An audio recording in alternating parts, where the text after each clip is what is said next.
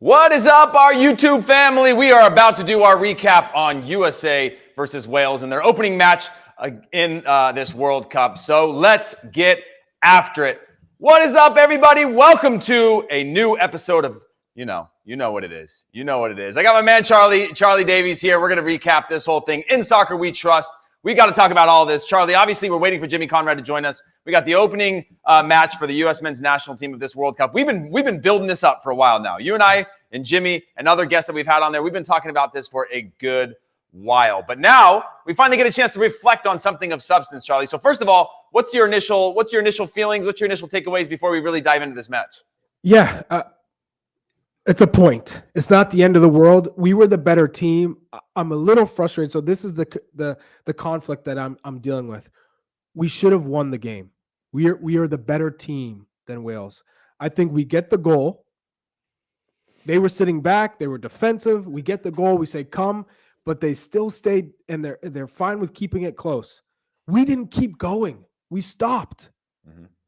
So I think from that standpoint, we got to have a little bit more of that instinct to say, hey, let's end this game now in the first half. Let's go out and get another one. And the final third play wasn't sharp. Josh Sargent, I think he wasn't good in possession. But I don't want to take anything away from him because he did hold up the ball on the goal. In that breakdown, he didn't let the center back get to the ball. He was strong, so he held up the ball, and Christian Pulisic ran off of him. However, outside of that play and that near post run early on when he heads the ball off the crossbar, I thought, okay, this is him building the confidence. He lost the ball in possession. He wasn't in a good starting position when the outside backs had the ball for service because he wasn't a threat. They didn't have to worry about him because he was on the outside of the 18 or he wasn't deep. So that near post run, you couldn't make it because he wasn't an option. So I just think that there are things we could have done better. And then obviously the reckless challenge from Walker Zimmermann on Gareth Bale. You bail them out. Yeah. Pun intended. Well, I mean, you're totally right on this, right? I keep looking at this through two lenses. Mm-hmm. The lens of which we said, I don't care how this team plays. Go out, fight, find a way to get a result, right? Yep. By and large, they did that. But if you're going to do that, you cannot make the mistake that Walker Zimmermann made. You cannot give them anything. You have to make them suffer and earn or come up with something spectacular. Up until that point, I thought they actually denied most of those opportunities. Yes, Moore had a half chance on a header. We got a good look, but didn't make much of it. But overall, I was like, okay, that's actually not a bad game plan. And it's far off of how we maybe wanted them to play in terms of the beauty and the aesthetic of the game. But I thought they were accomplishing what I thought was a pretty clear game plan. But then when you make that mistake, like you said, we didn't keep going. So if you're going to take that one goal and you're going to play it like that, and it seemed like they were playing it like, get that goal and let's shut this thing down, you have to be able to shut it down. And that requires every single player on the field to be able to make unbelievable plays from that moment until the end of the game. Did you see it like that? Did at any point you think, because there was a window in the start of the second half where Wales looked good and you could see the energy, the noise of the stadium started to shift and you could see a little bit of momentum. But then 20 minutes into that, Wales hit a wall. They looked tired. They looked second to things. They looked late to things. And that's where I was smelling like a little bit of blood, so to speak, where I was like, okay, there might be something here if we can actually take a few more risks and chances. But that's when I thought we started to get a little conservative. What was your take on that? Well, I think Wales didn't have much going for them, except when they brought in the halftime substitution of Kiefer Moore was massive for them because they finally had a presence. And you could see, I think it was Musa who gave the ball away. And then all of a sudden, they started to get possession. It was around the 52nd minute, I want to say. Right. They started to get comfortable. And we dropped off. And we said, let's protect the lead, basically. And when Greg Berhalter made the subs of Kellyn Acosta in the 75th minute, Yedlin, 74th, taking off Serginho Dest, and then Josh Sargent came off in right. And I thought Haji Wright came in and he had that little pep in his step. He was a little bit more explosive than Josh Sargent already. So I thought, what? I would have liked to see that from minute one. But I think he was ultimately protecting the lead. When you bring on Kellyn Acosta for Yunus Musa, for me, that's a signal that we're gonna try and kill the game. We're happy with this 1-0 win. And I thought that would be the chance to say, let's end this game. For me, Wales didn't have much going. But Charlie, that's when the leadership has to come in. That's your Walker Zimmermann. That's your Tim Ream. That's exactly why you have these guys on the field. You could go with younger guys. You could go with guys that you think might make a mistake in those big moments. But in this, we opted for that conservative look of guys, look, I can trust guys that have been there before, guys that know the moment. That's so uncharacteristic of, I know Walker Zimmermann makes mistakes like anybody else, but to have that feeling in that moment, I wish the team would have just recognized, like, hey, we're going to see this out.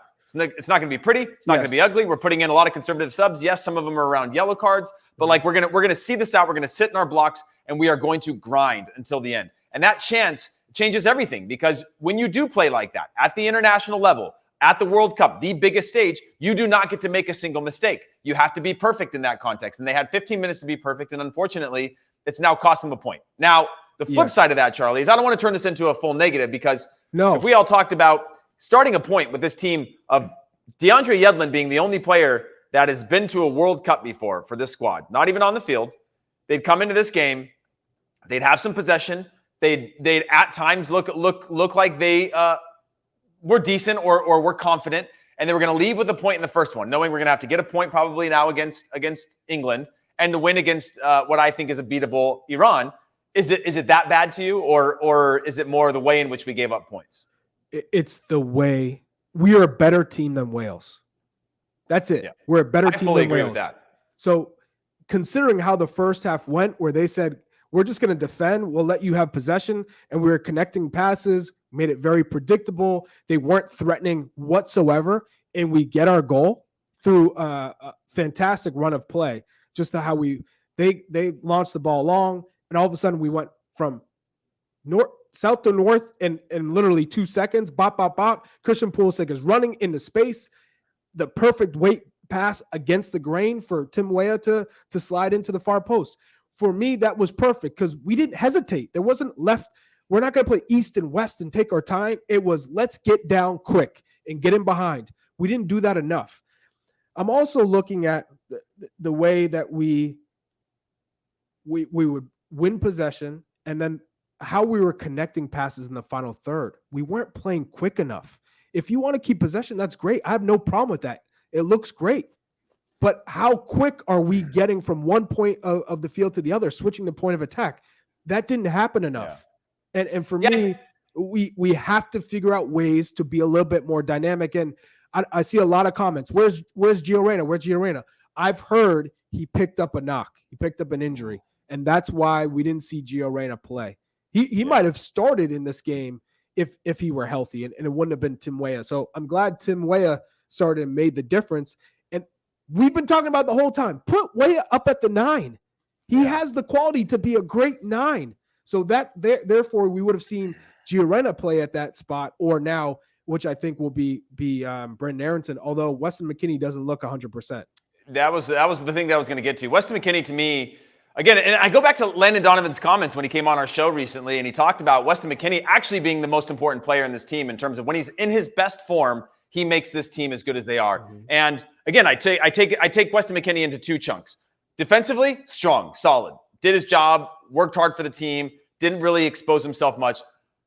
But also in the buildup, like you said, being that connective tissue between the midfield and the attack, he had more turnovers than I believe anybody. I don't know the exact stats, but he really struggled to find the rhythm of the game, didn't really look himself, didn't really look confident, and then at times even looked like he was hiding under pressure, where we usually see a Weston McKennie want that ball, knowing that he can create something out of it. So do you think, one, there's going to be a change in the next game for him? Do you think Brendan Aronson gets a start in the next game? Just trying to think through how it might be different. Now, I really think that you look at this match and you say, this didn't work, let's use it for the next one, right? You put this behind you, say we got a point. We now got to look at England. So let's focus actually on just this match in general. Do you think the game plan was clear? Do you think that we understood? Because for me, for the most part, I looked at the team. I looked at the way that we played. We looked risk-averse at times, which I was okay with. Lump the ball forward, try to scrap for second balls, get the ball higher up the field. I thought we lacked ideas in the final third most of the time. But it seemed like there was some sort of identity there of like, hey, we don't need to play out of everything. We don't need to play through everything. Mm-hmm. Let's pick and choose our moments to take some risks. But overall, it was how I had hoped they'd come out. So I can't be mad about that. How about you? First half, very positive, especially going into halftime with a 1-0 lead. No, I have nothing negative to say. about the first half, except for we could have been more ruthless in the attacking third. I'm also going to look at the set pieces, the dead ball scenarios. It wasn't good enough. We didn't clear the first defender in a lot of instances. So we're not taking advantage of the set pieces. So a player like Weston McKennie, who's so dangerous on those set pieces, you don't even give him an opportunity. I'll also say that Weston McKennie looked like he wasn't trying to push it. He was doing everything he could just to be able to play the game. So therefore, I think the injury that he's playing with, because he's not 100%, right, is taking away from his ability, because it looks like he's just trying to survive. You could see him grasping at his groin constantly. The quad is heavily taped. That for me shows he's not at 100%. He's just trying to be gutsy. At what point do you say, as good as Weston is and how important he is to the team, maybe let's not start him, because he can't get to fifth gear. It's almost like he's playing in a fourth gear, if not third gear. And But didn't it seem like Greg Berhalter noticed that? Because in my mind, I was like, this might be a halftime sub. He's really struggling to find pace. He was struggling to connect passes, do all the little things that this guy plays at Juventus. Mm-hmm. He knows how to connect passes. He knows how to play in tight areas. He knows how to play quick or slow it down and these types of things. And he looked off the pitch, like he almost never really even found his confidence, let alone feeling good. That when Greg subbed him off, I was like, okay, we're actually recognizing, because you and I have talked about times of like scratching our heads going like, why did that guy come off? Why did this guy come on? And this time it seemed like there was a recognition of like, hey, maybe he's not quite there yet. And that might be sooner though.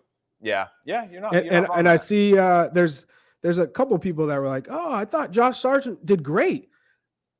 I don't know what game they were watching, because Josh Sargent looked a step off the pace. He lost the ball a couple of times. Now he would find the right spot. And I look at if you look at the 16th minute, it's actually 15:02. If you're watching the game, if you replay the game, he pops up into a good spot. The ball gets played to his feet, but he is too slow to react and loses the ball, just because I don't know if he anticipated a defender. He maybe didn't check his shoulder, but it's a poor touch and he loses possession. That's just one instance.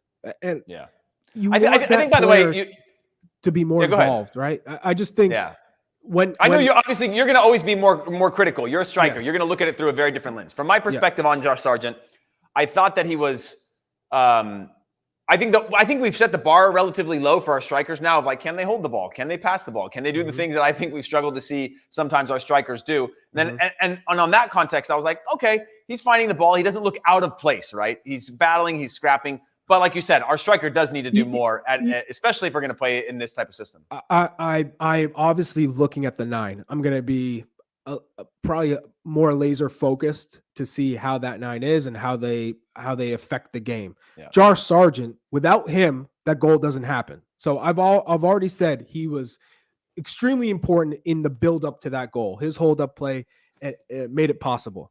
But and then in the 46th minute, in the first minute of extra time in the first half, he brings down a ball. The ball's flighted to his chest. He brings it down, calm in possession, and then he keeps it moving. So those are two things that I picked out, and I said, wow, that's good from Josh Sargent, but largely ineffective. He looked a step off. It was slow. He lost possession. It didn't really impact the game outside of those few moments. So it wasn't a good performance from Josh Sargent, although he played a critical role in the goal. And then I would say I think Weston McKennie probably should have came off sooner. Halftime probably wouldn't have been a good sub for Brent Aronson to get into the game, just because the way that Wales were playing, you didn't have to rely on set pieces, because they weren't getting set pieces. We weren't committing these bad fouls. So I think Brent Aronson coming into the game at that point would have been a good moment just for starting the press. Yeah, I agree. I thought that he struggled to really find the rhythm of the game too, because it was like these swing. He had to experience the swings of Wales settling in and being in decent form, and then trying to climb our way out of a 1-1 in that type of situation.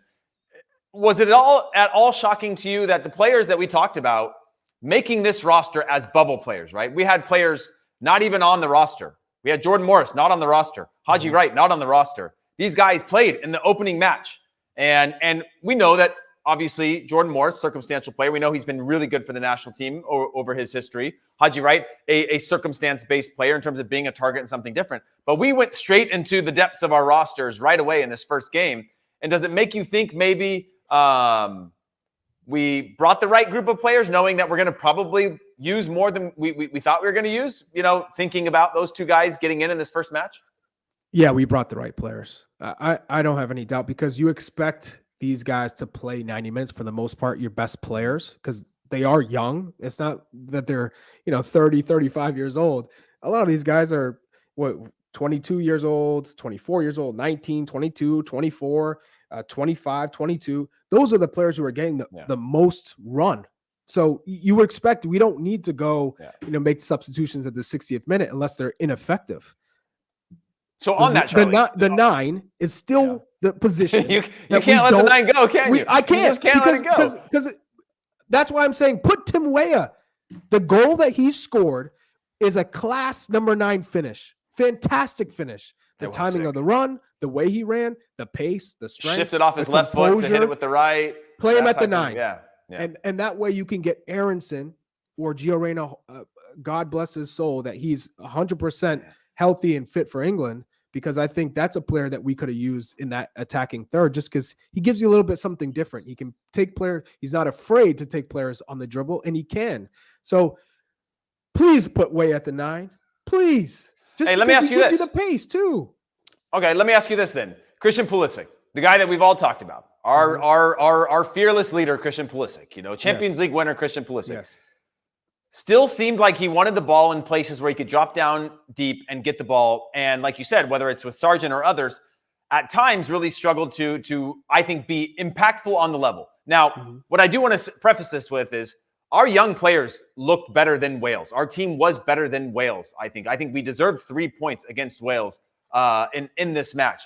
But a Christian Pulisic, do you think that he was effective in the way that he was playing? Do you think, obviously, the setup, the goal, the ball that he is, that's where we want the situations that we want him. But if he's dropping back that deep, or he's having to combine, or at times feel like he's taking on a lot of responsibility, where it's like almost better to get the ball in these sort of chaotic moments where the opposition is unbalanced and you can make 1 or 2 passes. I mean, what was your take on his performance in this game? I think Christian was largely active. I liked his approach. He was being I think aggressive. There were times where he probably did a little too much, but he was earning corner kicks that we didn't do much with, but he was earning it. He's getting fouled. Players are going to foul him. He's shifty. He's our playmaker. Expect to get fouled. And then you hope that the ref brandishes yellow cards left and right. And then all of a sudden now they can't take risks with stepping to him. Could he have been better? Yes, but for me, he was one of the bright spots on the pitch tonight for the US. So I'm actually optimistic and positive with Christian's play tonight. That obviously he took a few more touches in some areas of the field and gets fouled, but no, I think I'm positive about his performance. And then I think any others that stand out for you Tim Ream for me. Again, you talked about a player not in the squad, not even close to it, comes in, starts, in the first half, didn't put a foot wrong. Yeah. And they weren't threatening either. So it worked out perfectly for Greg Berhalter, because he said, man, Wales is going to drop back. Guess what? We have a center back who's calm and confident on the ball. And you could see Walker Zimmermann deferred to Tim Ream. He got the ball right to Tim Ream. You break the team down. And he wasn't afraid to fizz balls in between the lines. So I liked exactly what Tim Ream played. And the relationship with Tim Ream and Walker was great in the first half. They knew how to cover Daniel James and made it predictable. One would step, one would drop. And that played an important role in the goal. Tim Ream went for it. Walker Zimmermann covered. So I think in the first half was great. In the second half, when they brought in Kiefer Moore, that's when it changed. Yeah. And not that it got crazy, but Walker Zimmermann didn't have to lunge on Gareth Bale in the box. You never go to ground in that instance when his back is to the goal, and he basically used all the legs he had. Yeah. Well, let's welcome in our resident center back, James P. Conrad. Jimmy, thanks for joining us, man. Obviously, you are there. You are in Doha. You are experiencing all that is U.S. men's national team. Tell us your initial thoughts. Obviously, Charlie's breaking down a little bit of like first half versus second half. Talked a little bit about Weston McKennie struggling to really look like he was comfortable or find his form. Mentioned Josh Sargent needing to do more. And we were just now onto the center backs with Walker Zimmermann and Tim Ream, where he was complimentary of that center back pairing until the second half, obviously. Tim Ream in particular was sharp tonight. Yeah, and Kiefer Moore coming on and changing the dynamic of that game, almost neutralizing them in some ways, and giving Wales now an outlet that even made, Rambo a better player in the second half. Yeah, it's great to see you guys as always. Hopefully you're getting me a little bit. You look a lot more sharper today. More Thanks, alert. buddy. I appreciate Did you come from the that. game? Yeah. Did you go to the game? I didn't go to the game. No, I have to be kind of on a stage away from it, but I'm hopeful my credential gets me into games. I just have to figure out a way to get there. Overall, the first half, I was really proud. I thought we controlled the game. We were dictating the flow of the game, the rhythm of the game. I thought that the connection between Sargent and Weah in particular was very good in terms of when Sargent dropped into midfield, Weah would know to really get in advance of him. And that ultimately led to the goal that we scored, a very good goal. And then I'm pretty sure I'd be really surprised if Greg didn't tell the guys that they're going to make adjustments. They can't play as poor as they did in the first half. Something's going to have to change. I was pretty surprised that Dan James came out and Kiefer Moore came in. Maybe somebody else, but I thought pretty surprised that Dan James. Either way, Kiefer Moore comes in, and that's already a signal of intent that they're going to try to do something different, that they're going to try to commit some more numbers. And ultimately, that makes Gareth Bale's game a little bit easier. He has somebody to play off of him that's a little bit more in advance of the ball. And I felt like we just continued to sit back and absorb and sit back and absorb. Did we have a chance or two to potentially kill off the game? Maybe nothing clear cut. Don't you think that was a little bit of that sitting back versus like being on that front foot of willing to say, hey, there might be a second out of here, but it seemed like it was very much like we got our one goal. Let's be grateful for that and let's grind this out. But that means, as Charlie and I just talked about, you pretty much got to be perfect for the rest of the match. Talking specifically about the Walker Zimmermann incident. No, of course. Yeah. I mean, with regard to Walker, I mean, if we really try to nitpick, that ball on the sideline looked like it might have been out. That said, we had more than enough guys in that area of the field that probably should have done something a little bit better, been a little bit more switched on when Wales took a quick throw in. These are the little things that maybe you pick up on. I don't know. I don't really want to talk about inexperience here. It might be some low-hanging fruit that if we had a little bit of an older team, like we're probably not going to make that mistake again with a quick throw in and somebody not sliding over a little bit quicker. Yeah, Walker Zimmermann, I mean, we can kind of slice it all the ways that we want, but Walker Zimmermann just can't dive in there. There's just no reason for him to dive in there. And I really want to give a shout out to Gareth Bale for his savvy there, because that's something a proper number 9 would do, that if you can sense that you can get to the ball first, all you have to do is get yourself between a ball and a lunging defender, and you put yourself in a position to earn a penalty. Yes. And that's when we saw. When I saw it firsthand or in real time, I thought, I don't know. I think Bale's making a meal of it. And then you see it, you're like, nope, that is the whole meal. And Walker took the biggest chunk out of him. And it's disappointing. As a defender, you can be very good for 99% of the game, but it's that 1% if you don't make that play. Now you're the one that everybody thinks, not to say sucks, but, costs us the game. And that's unfortunate because, he'd been solid for a number of times for us and solid tonight until that one moment. And that's it. I mean, we've talked about this before, Heath and Charlie. Yeah. It's the fine margins at this level. And we didn't make that one or two plays that could have helped us get all 3 points. And, especially I will say this. Yeah. No, silver lining. The 5 times that we've either won or drawn, you probably guys have already seen this, but the silver lining, won or drawn the opening game of the group stages, we've gone on to get out of the group. So I'm going to take that and ride with it. And hopefully we'll learn from this and get better. Yeah, and I think Charlie and I both agree. Charlie, what are you holding up right now for people that are listening to this? Yes, I'm holding up a bowl, a nice, beautiful bowl that we got from Wonderful Pistachios, and I also put the pistachios in there, clean. This is a presentation. Charlie, are you giving free ads right now on our show? No, I'm just saying. That's what it sounds like. I don't give those free ads. #. Yeah, that's fair. Well, it's not free. Sure. I know you're getting. Yeah, we're not. Hey, but listen, real quick, everybody that's watching this live right now, we're going to be doing 30-day P+ subscription giveaways throughout the tournament. So every time we hit 300 likes, we'll give one away. So make sure you like, subscribe, and drop your Twitter handle in the chat to enter into that giveaway. 30 days for the premium free trial of Paramount Plus. So make sure you're sending all your information our way. Let's get back a little bit to this game in general.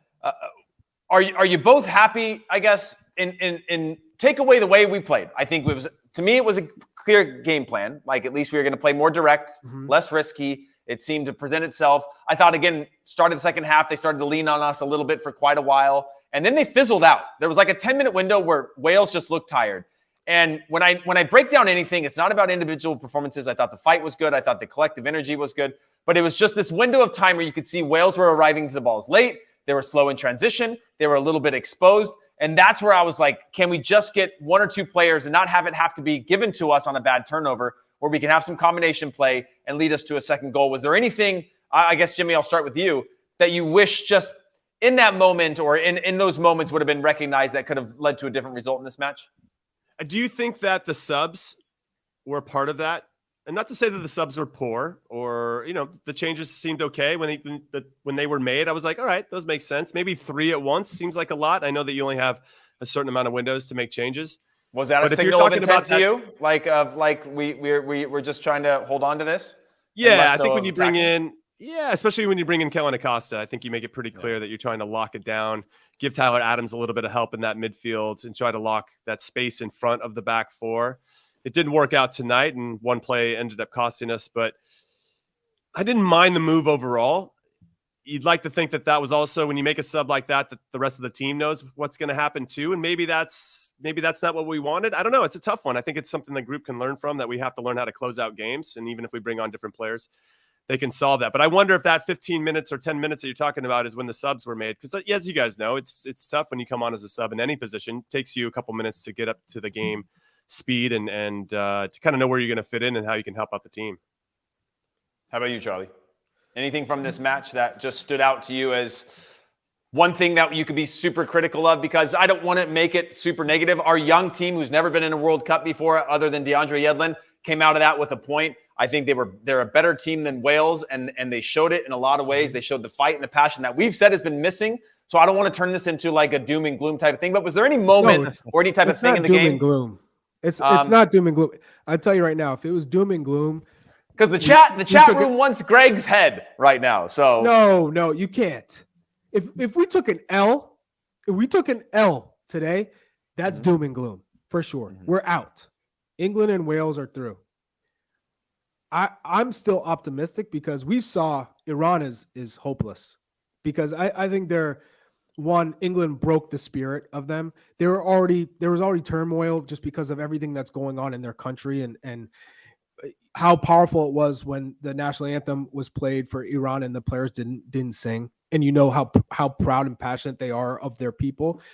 So there's already that conflict.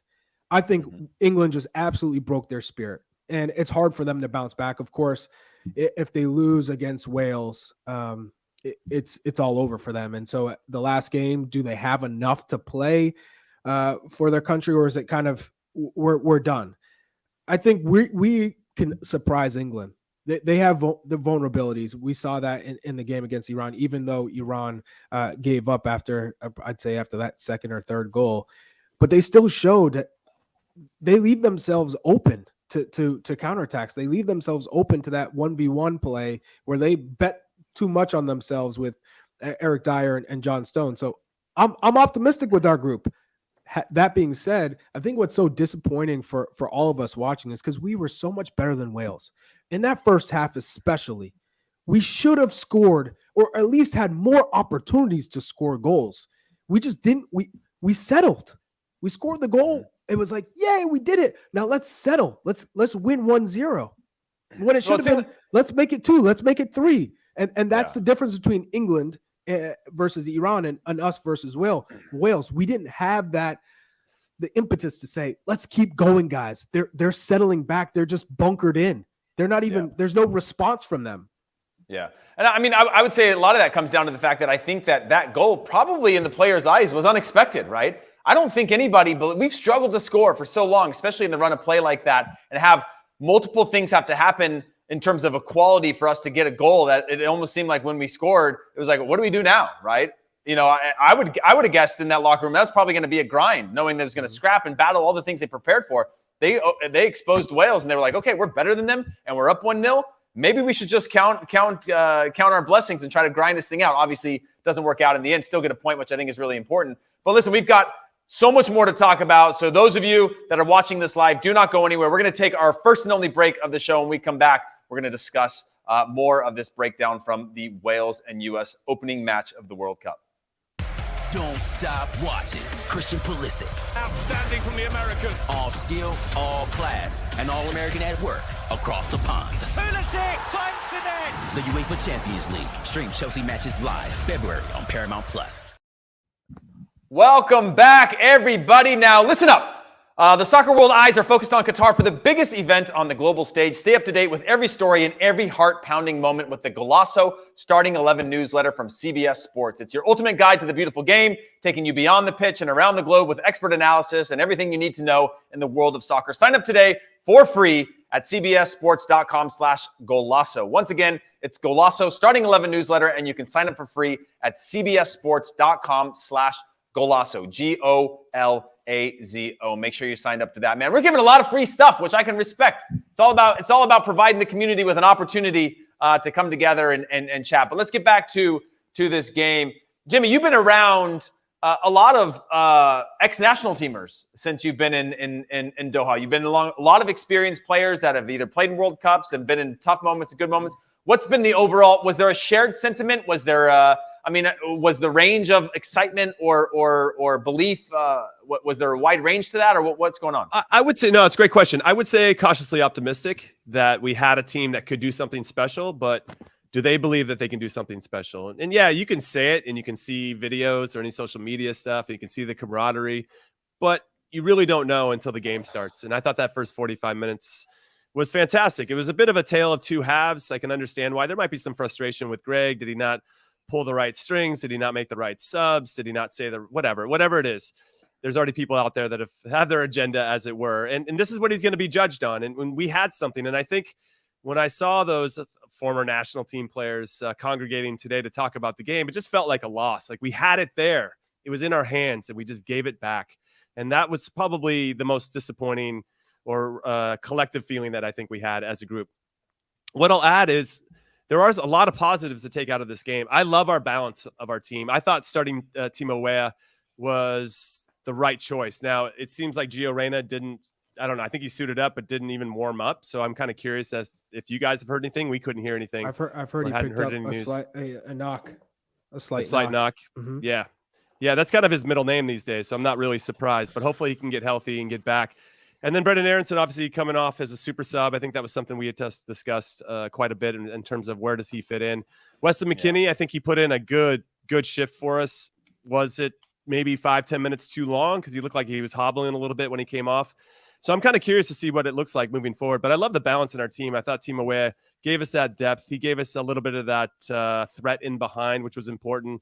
And then Anthony Robinson is doing a much better job, especially now with Fulham being in the Premier League. He's got to be a lot more thoughtful about when he goes forward and when he goes back. I think his discipline and understanding of when to go is improving game by game. And I thought that we saw that a lot.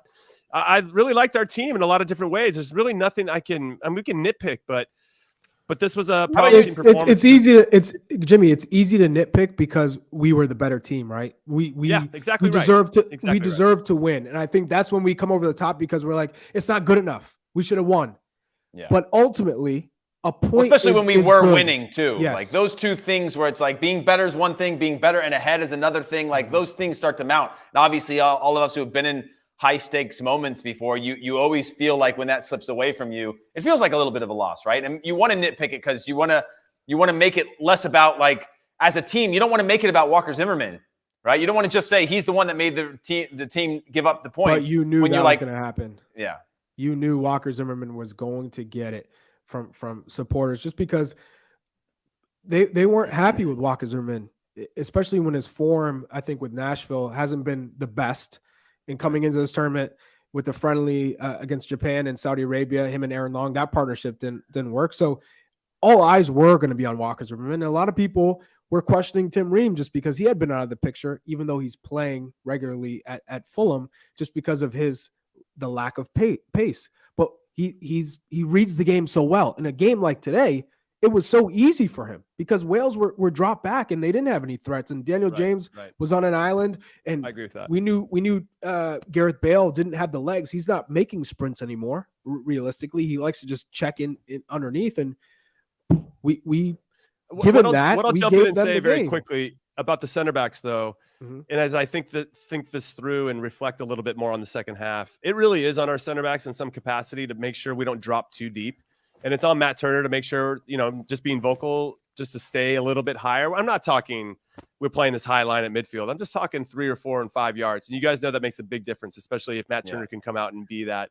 He did come out towards the end when it was a 1v1 there. We were trying to get back in it at the very end and headed that one out. And then Kellen Acosta, smart yellow card, by the way. I want to give him a shout out for that.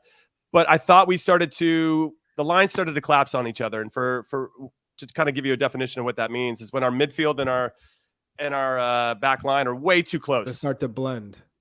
Yeah, they start to blend. And when they start to blend and you get too close to each other, there becomes this gray area of like, am I going to step to the ball or are you going to step to the ball? And when that starts to happen, that's when pockets of space and that uncertainty starts to pop in. And then it gets infectious. It just starts to spread throughout the team.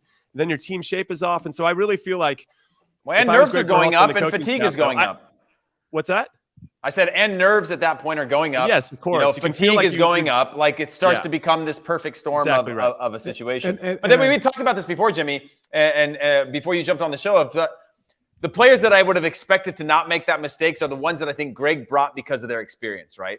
Now, if you had a Robinson there, a fit Robinson there, or you had a young other center back that makes that mistake, okay. But you're bringing these players with experience because you're like, I trust you to make the right decisions. It's obviously, like you said, it's marginal at this level, and it happens so quickly. You don't expect Walker Zimmermann to make that. But it was, I feel like you said it well, indicative as the game went on that they were dropping deeper and deeper and sort of withstanding more that they could have prevented every 3-4 yards of just taking those little tiny steps that make the strikers have to play honestly, or the wingers have to track back and those types of things. Charlie, what's your thought? Well, I was going to address one of the comments on the YouTube section.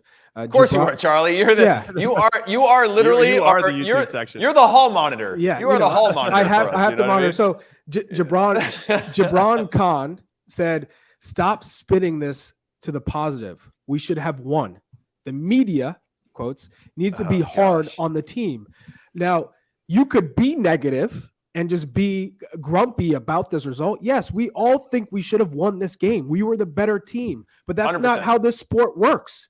You have to either A, stomp on their necks by just being aggressive and being relentless and forcing them to just give up because we just keep scoring, or we close out the game. Greg Berhalter decided to close out the game. He figured, man, they're not that threatening. 1-0 is good. We'll take it at that because we haven't been sharp in the final third. So ultimately, they were on the path to doing that. But I was critical watching the game that Anthony Robinson was giving too much space to the outside players for Wales to cross the ball. You cannot, if you're going to drop, you cannot not allow them to have free service and pick out where they want to go. You close it down and force them to either ricochet it off you or have to recycle and circulate the ball back across to the other side. But we were allowing them to serve the ball into the box. That was the issue. We're still in a good spot. So at one point going into the game against England, I'm going to be positive. Why would I say, oh, we're done, it's over, it's hopeless? Yeah. Because even if we lose to England and we keep it close and we beat Iran, more than likely, I think we're still going through. Yeah, I agree with you. I would say that so that's why we're keeping it positive. If you would have approached it, or if you would have told us ahead of time that we would have got out of the Wales game with a 1-1 draw, and you would have known that Iran is now -4 goal difference after the first one. I don't know. I not to say I would. I guess if we had been down a goal and came back and scored, we'd be feeling a lot more positive about, not necessarily completely positive, but feeling good that we were the ones that fought back, and we, that's the easy narrative there. But I don't know. I still feel somewhat positive, I guess, by what I saw, how close we were to closing out that game and getting the 3 points. So for me to jump on the negative train just to be an asshole is not something I like to do in my normal life. So I'm not going to go do it now. None of us. And then also I want to say that when these guys get to this level and you're the players, whatever you think about the coaching staff, I know that they do it too, and that they're playing a different game because they have to work with the media in a much different way than I think the players do. But these guys aren't playing at these level without knowing when they make mistakes. They're looking at all the little things about how to get better. So for us to then pile on, or even if we did, we're like, hey, Walker Zimmermann's got to do better. I'm pretty sure Walker Zimmermann knows that he needs to do better. It's like, yeah, no shit. Thanks, guys. Thanks, Captain Obvious. So it's just, I don't know. Well, he didn't even fight. He didn't even fight the penalty call. That's when you know that he kind of just was like, there's the players around him, but you could tell that he hoping that he wouldn't call it. Yeah. So yeah, I get it. I mean, there's room for criticism and people should be held accountable.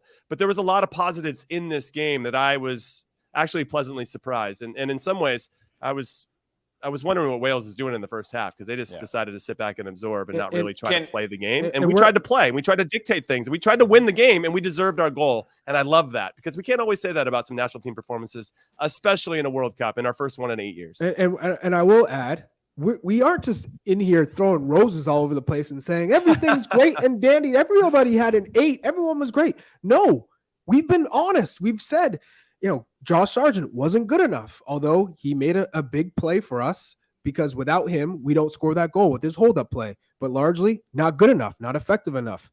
I'd say Weston McKennie also kind of just doing enough to play because you could tell that injury is bothering him. He's not 100%. So at halftime, I would have liked to see him get subbed. I have no problem with him starting. You're saying, okay, I believe in Weston. Maybe he's going to be great enough to make an impact in this game off of set pieces. But because of the way that Wales played, you didn't have to worry about set pieces in this game, at least defensively. So put on Brandon Aronson at halftime. Give him 45 minutes because he'll be able to press. He'll be able to get on the ball and play, be a little bit more aggressive. I think that's what we needed, a little bit more of that killer instinct and also being clean in the final third, which we didn't have. We said Anthony Robinson, yes, he was making runs at times, being impactful, but gave too much space in the end of the game for service. Tim Ream, largely good. In the first half, didn't put a foot wrong.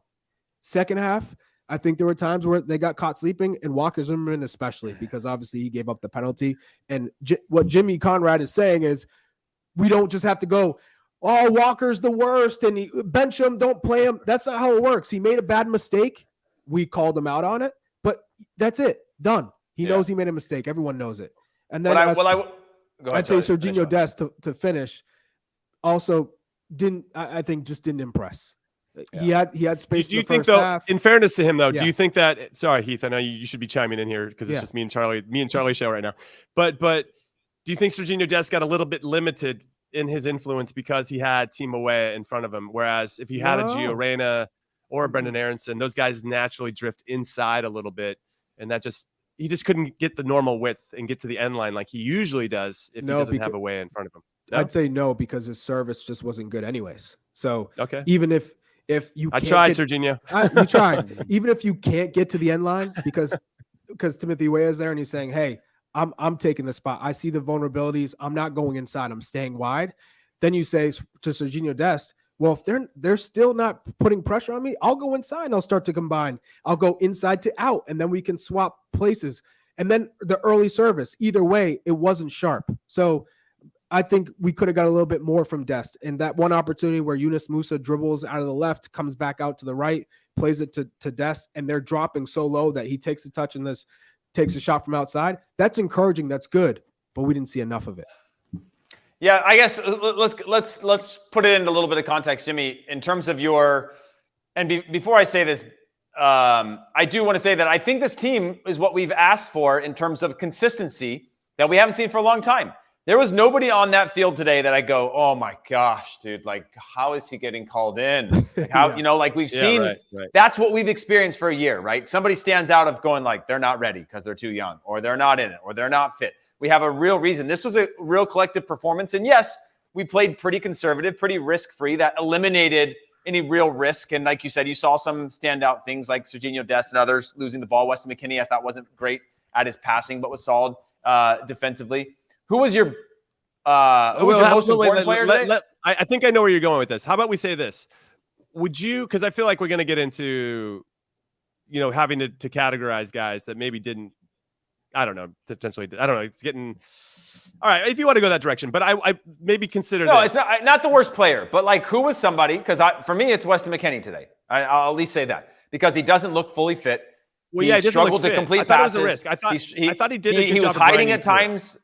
He was hiding at times in the build-up and possession. Again, to Serginho Dest's point, I don't think Weston McKennie, who's far more often on that side, provided options and opportunities to play out. And when he did, he turned those over or made a bad pass or didn't check in. The timing of that was off. And that was somebody that I know is quality. And again, I mentioned at the top of the show with Landon Donovan saying he's got to be his best for this team to be really good. And when he is, this team is great. He has to find that next gear, or we have to find somebody who will find that next gear in order for us to go from here and up a notch. So I guess I'm just trying to find context of like, was there anybody that was a 9 to you today? No, I thought Timo Weah was close. I thought Timo Weah for me. Timo Weah was very, very good. I thought he was an option for us if we hit anything up over the top. Obviously, he makes a great, well-timed run off a great pass from Christian Pulisic. I thought his goal was very well taken. I like that he gives us a little something where he gets to the end line. He takes people on. I think that we can make good, strong runs when he's in and around that area where he can hit crosses because he knows that you can consistently get something from him. We almost got an own goal off of something that he put into the mixer as well. That was dangerous. I really liked him. I thought it was a smart start, and I thought it paid off. In terms of the worst, it's tough. There were a couple guys that maybe weren't as sharp or what we expected. I think Weston McKennie for injury purposes. I thought Yunus Musah was kind of quiet. I wouldn't call him the worst, but I thought he was getting the ball a little bit deeper than I'm sure he would have preferred. And I don't know. And in fairness, Wales were trying to block that area of the field and not allowing him to kind of dance through that. It wasn't as smooth either driving through spaces. Who was the best defender? Who was the best defender for you both? Probably Tim Ream. I'd say Tim Ream for me. Yeah, Tim Ream. Completely solid. Yeah. Again, I go deep in the second half, and I started to see him look a little tired. He was getting pulled out to the sideline a lot more, right? He was scrapping and battling with Kiefer Moore, who was laying the ball off and spinning out. And that's, again, when we talk about John Anthony Brooks and Tim Ream, that's worst case scenario for us, is that when they're getting dragged into the midfield, getting pulled in, the guy's wrapping him up, and then laying the ball off, spinning off, like those little tiny movements that require, either strength or speed that I don't think he necessarily has. But overall, I would say that he was pretty solid in the air, scrapping, doing the things that you're going to have to do against the Wales. I thought he was really good. What about you? Okay. I have a question for both of you and for everybody watching and listening on your podcast platform of choice. And I know we're getting early. This is more of like an instant reaction right after the 1-1 draw against Wales. Your instant reaction to this. Obviously, we're going to do a proper preview for the England game. But based on what you saw today, what lineup would you want to see? Instant reaction lineup after the Wales game against England. Charlie, I want to hear from you first. Would you change out Sargent? Would you? Yeah, Charlie's changing Sargent for sure. Okay. Well, even though he played against those guys last year. In Charlie Davies. There's nobody can fit the mold of Charlie Davies. No. Here we go. Here's my 11. Yeah, I want to hear it. Like, give us your instant reaction starting 11. Everybody listening and watching. Yeah. Matt Turner, goal. Anthony Robinson, left back. Tim Ream again. Walker Zimmermann again. Serginho Dest. Tyler Adams again.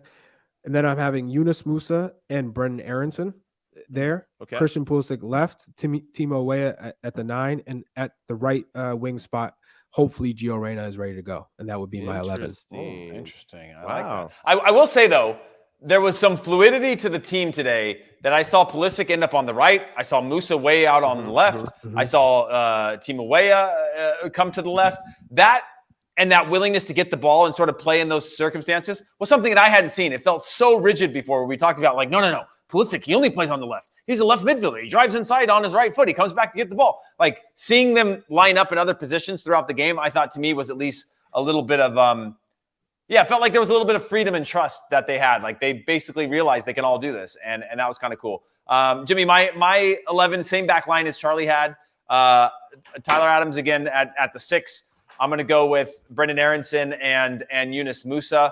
I like again that I want to see that combination of Aronson and Tyler Adams, right? We've seen that at Leeds where they're starting to build a little bit of a rhythm together in which that speed and transition, they kind of know where each other plays. I'd like to see that come to life a little bit. And then right midfield, I'm gonna go with Timo Weah again, left Christian Pulisic, and then up top, I'm probably going with Haji Wright as just a bigger body. And did you feel like Haji Wright made much of an impact though when he came on? I don't think he did, but I don't think I'm going to start Sargent in that game because I don't think Sargent had much of an he had impact. But when I think about the fact that, like, if you watched England play and the way that they can win everything in the air, they can scrap for balls. Like, we need somebody that's going to scrap. We need somebody that's going to fight and occupy. Again, when I look at the biggest difference of this whole game, of all the subs and everything that happened in the game, it was Wales recognizing we're going to throw on Kiefer Moore. And that's going to change the dynamic for us. And it completely changed the dynamic for them. It changed the game. It's the only reason they came out of that game with a point is because of that substitution, that tactical shift that they made of, like, this isn't working. We're not playing well. We're going to go with something different. And maybe that means Haji Wright's a different opportunity. He's obviously not a Kiefer Moore, but I'm trying to think of something different of, like, how can we leave some firepower to know if it's not working, that we can have real impact? Because what I didn't see is huge impact off of our bench tactically. It felt like we were slotting in 1-for-1s and less so about changing the way we want to play. Well, then if Haji Wright's the guy that's going to draw attention from the center backs, so that allows our dynamic wingers and Brendan Aronson and the Yunus Musa to run at them, then I think that's a good thing. We saw them struggle against Iran today when somebody actually runs at them, makes purposeful passes, good, darting runs in between these little tiny diagonals to create some space, create some opportunities, either shots or crosses or whatever it is. That's where they do struggle. And we saw it in the 3-3 game in England and Germany. We won't get into the weeds in this too much, but when Musiala went straight at Harry Maguire, got a penalty. And I think we have the players that can do similar things. It's just a matter of getting the ball to them in those areas. And we need a number 9. Do you think do you want Timo Weah there at the 9? I wouldn't mind. Just feel like I've been clamoring for Timo Weah the number 9 for like 6 months. I know. Stop it. Both of you stop it. He showed everything you need from a 9. His run, his pace, his strength, and his production. But he went from outside to in for the goal. He went from outside to in. He started in That's what strikers do. Strikers go make a run in the channel, then you come back in. It's the movement. Either way, you want someone who's leading the line, who has pace, who can make a defender take a second thought about stepping up into the midfield and being ultra aggressive because they can condense the field. All of a sudden, you got 1 or 2 players thinking, oh man, do I step? He's got pace. I know if he has a step on me. And then the clinical finish. We haven't had a 9 who could do that. So when I saw it come on his left foot and he shifted back his body to put it on his right and flick it like that, I was like, oh my gosh. Hey, Gold Cup? Oh my gosh. I know it's Grenada and it's not Wales, but Grenada.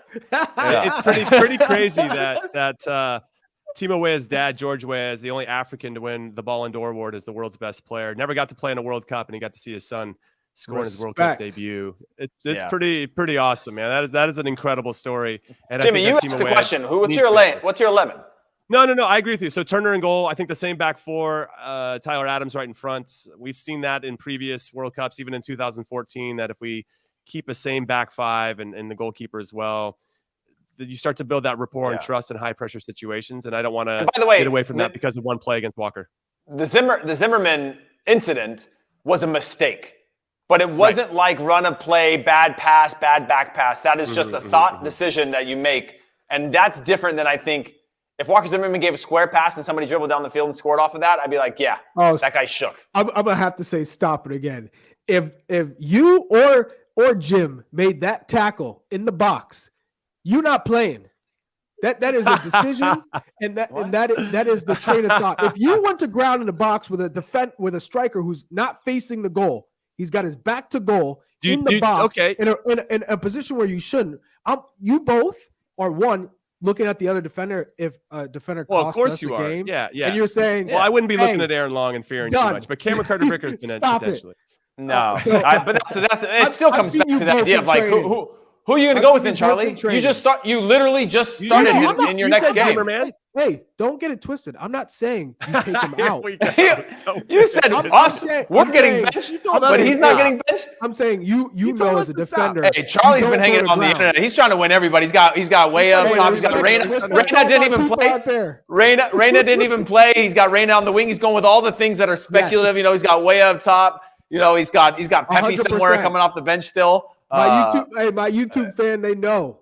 They're with me from day one. Oh gosh. Whatever anybody's saying on the internet, Charlie's gonna go agree with you. That's amazing. No, but I've been I got at the 9. I don't want a 75 or 80% Weston McKennie, at least starting. I think maybe you can bring him on if you feel like there's a situation. Obviously, he's good on set pieces. I'm still waiting for us to score on a set piece. We haven't done that in a while. So probably Aronson in that position, unless Gio Reyna is an option and wants to play a little bit more central. Timo Weah's got to be on the field. I want him. I've been clamoring for him at the number 9 for quite some time because we can get more of our dynamic players on the fields, and I would love for that to happen. I don't know if it's going to, but yeah, if I had to pick, then I would go Pulisic, Weah, and then probably Gio Reyna if he's healthy. But it's tough. It's tough. I wonder though, because here's no. Just to get into it, I mean, you've got Jude Bellingham versus who? Like who's going to sit on him and do the work to kind of cover that guy? That's going to be pretty intense. That's something to keep in mind. I've seen him roll out Kellen Acosta before. It's not one player. I get that, but you can't take one player against Saka. You can't take one player against Bellingham or Sterling. It's got to be a collective effort, and that brings us back to when we were playing. When we were playing against the best teams, who was marking Ronaldinho? Who was marking Robinho? Who was marking Xavi and Torres and David Villa? It had to be collective. That's when this team is at their best, when they all have to participate in defending and helping. And then that's when you can spur that one player into space. Christian Pulisic, Timo Weah, Gio Reyna. But the only way we're beating England is if multiple players are helping on one player. And it's got to be the weak sides getting support and so on. Yeah, I mean, I'm talking myself into a little bit of a circle here, or at least in my mind. Well, we're going to get into a preview, so don't give too much of a preview. Yeah, we will, but it's like if you brought in a Acosta, then you could maybe push Musa higher, where he is playing a little bit higher for Valencia, and that's something that piques my interest. But because England is going to have a lot of the ball, and you need some guys that are going to work. Yeah. Well, again, that's my only worry on Timo Weah is that on the wings, I know that when he checks in and spins out, you lump that ball in there. And he's got a chance, right? He'll chase it down. Maybe it gets kicked out for a throw-in. Maybe it gets whatever. But down the middle, I worry about, like, he could go 45 minutes with the way that we're capable of playing at times with not getting a ball. You lump that ball over the top. It's in the goalie's hands, right? You split them. You split him where he's checking back and he's ineffective. I'm like, in a perfect world, I'm with you, Charlie. I would love to see him at the 9. But I tend to get very weirdly pessimistic about, like, putting a player that I've seen as an asset somewhere else because I know what he can do when I don't believe that the players around him can get him to do what he's going to do. And that's why I always kind of shy away from that type of thing. You think with Reyna, who's played with Haaland, for instance, knowing that he can supply a striker and you have Christian Pulisic on the other side, that both of them can beat players on the dribble, that if Timo Weah just makes his runs, they will find him.